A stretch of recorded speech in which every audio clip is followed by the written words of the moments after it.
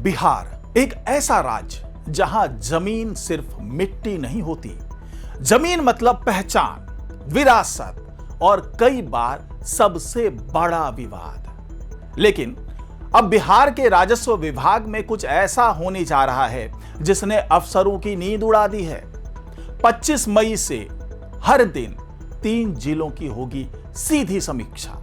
Video conferencing के जरिए सीधे मंत्री जी पूछेंगे सवाल। दाखिल खारिज, भूमि विवाद, अतिक्रमण और भ्रष्टाचार। अब कोई फाइल दबेगी नहीं, कोई बहाना चलेगा नहीं। लेकिन सवाल यह है कि आखिर अचानक इतनी सख्ती क्यों? क्या बिहार के राजस्व एवं भूमि सुधार विभाग में कुछ बड़ा और बहुत बड़ा गड़बड़ चल रहा है?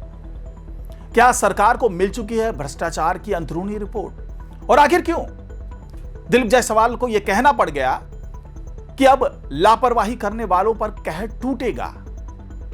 नमस्कार, मैं हूं डॉक्टर सुरजीत सिंह और आप देख रहे हैं YPN बिहार झारखंड। आज की इस एक्सक्लूसिव रिपोर्ट में हम बात करेंगे बिहार सरकार के उस बड़े फैसले की जिसने राजस्व विभाग में हड़कंप मचा दिया है। बिहार के राजस्व एवं भूमि सुधार मंत्री डॉक्टर दिलीप जायसवाल ने बड़ा फैसला लिया है। 25 मई से राज्य के हर जिले के कामकाज की सीधी समीक्षा होगी और वो भी रोज। हर दिन 3 जिलों के अधिकारियों से वीडियो कॉन्फ्रेंसिंग के जरिए जवाब मांगा जाएगा।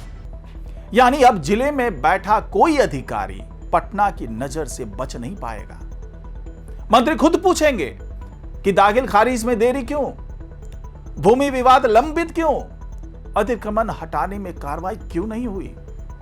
और अगर जवाब संतोषजनक नहीं मिला तो कार्रवाई तय मानी जा रही है। सूत्रों की माने तो सरकार को लगातार शिकायतें मिल रही थी। लोग महीनों से जमीन म्यूटेशन के लिए भटक रहे थे। कहीं रिश्वत, कहीं फाइल गायब, तो कहीं दलालों का खेल। और यही वजह है कि अब मंत्री खुद मोर्चे पर उतर चुके हैं। बिहार में जमीन सर्वे और दाखिल खारिज को लेकर पहले से ही भारी तनाव का माहौल रहा है। कई जिलों में लोग आरोप लगाते रहे हैं कि बिना पैसे दिए काम नहीं होगा। कुछ मामलों में एक ही जमीन पर कई दावेदार सामने आ गए और कई बार गलत एंट्री के कारण सालों पुराने विवाद फिर से जिंदा हो गए। लेकिन अब दिलीप जायसवाल का नया प्लान पूरे सिस्टम को बदलने की कोशिश माना जा रहा है, क्योंकि इस बार सिर्फ आदेश नहीं, सीधी मॉनिटरिंग होगी। और यहीं से कहानी और दिलचस्प हो जाती है। दरअसल दिलीप जायसवाल पहले भी राजस्व विभाग को लेकर सख्त बयान दे चुके हैं। उन्होंने साफ कहा था कि जनता के साथ ईमानदारी से काम करें वरना कार्रवाई होगी।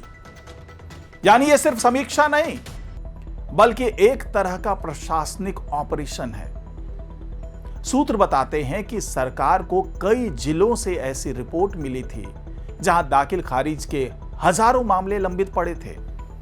कहीं कर्मचारी गायब, कहीं रिकॉर्ड अपडेट नहीं, तो कहीं जानबूझकर फाइलें रोकी जा रही थी। और अब इन सबका हिसाब मांगा जाएगा।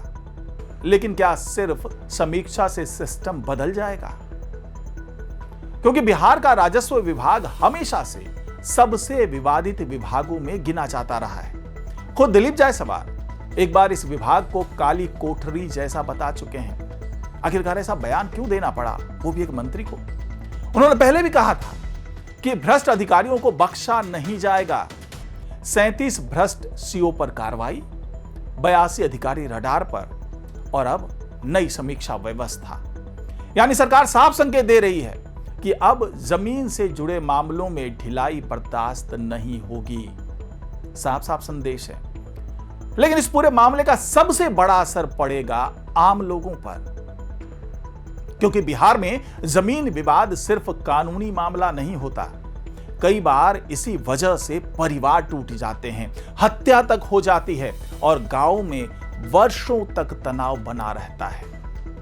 यानी अगर जमीन रिकॉर्ड सही नहीं तो शांति भी नहीं। और शायद यही वजह है कि सरकार अब जो पंचायत चुनाव होने वाला है तो उससे पहले जमीन व्यवस्था को सुधारने में जुट गई है, क्योंकि जमीन बिहार की राजनीति का सबसे संवेदनशील मुद्दा है। विपक्ष लगातार सरकार पर सवाल उठाता रहा है, आरोप लगाया जाता रहा है कि जमीन सर्वे के नाम पर लोग परेशान हो रहे हैं। कई जगहों पर किसानों ने विरोध भी किया, लेकिन सरकार का दावा है कि यह पूरा अभियान पारदर्शिता लाने के लिए है। लेकिन क्या वाकई सब कुछ पारदर्शी हो जाएगा? क्योंकि जमीन का खेल सिर्फ गांव तक सीमित नहीं, इसमें शामिल है दलाल, स्थानीय नेटवर्क और कई बार राजनीतिक संरक्षक तक। यही वजह है कि मंत्री की यह सख्ती कई लोगों के लिए खतरे की घंटी बन चुकी है। सूत्रों की माने तो कई जिलों में अचानक फाइलें अपडेट होने लगी, पुराने लंबित मामलों की धूल झाड़ी जा रही है और कुछ जगहों पर अधिकारियों ने कर्मचारियों को चेतावनी तक दे दी है, क्योंकि अब सीधा जवाब मंत्री को देना होगा। बताया जा रहा है कि समीक्षा के दौरान हर जिले की रिपोर्ट स्क्रीन पर होगी। कितने दाखिल खारिज लंबित हैं, कितने भूमि विवाद, कितने अतिक्रमण के मामले, और फिर एक एक अधिकारी से पूछा जाएगा कि काम क्यों नहीं हुआ। यानी अब फाइलों के पीछे छिपना मुश्किल होगा, लेकिन क्या इस कार्रवाई से भ्रष्टाचार खत्म होगा या फिर कुछ दिन बाद सब पहले जैसा हो जाएगा? क्योंकि बिहार में आम लोगों की सबसे बड़ी शिकायत यही रही है कि जमीन से जुड़े काम सबसे ज्यादा मुश्किल होते हैं।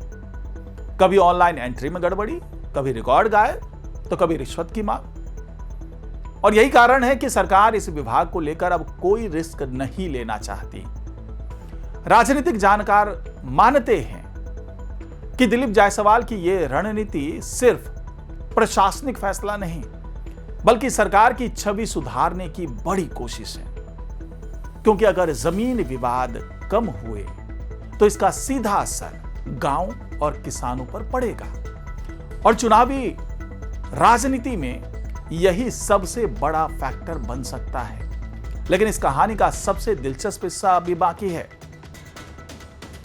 कहा जा रहा है कि समीक्षा के दौरान कुछ जिलों की रिपोर्ट बेहद खराब मिली है, और अगर हालात नहीं सुधरे तो बड़े स्तर पर तबादले और सस्पेंशन भी हो सकते हैं।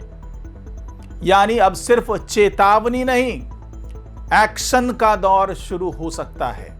और यही वजह है कि बिहार के कई अंचल कार्यालयों में इस वक्त बेचैनी का माहौल है।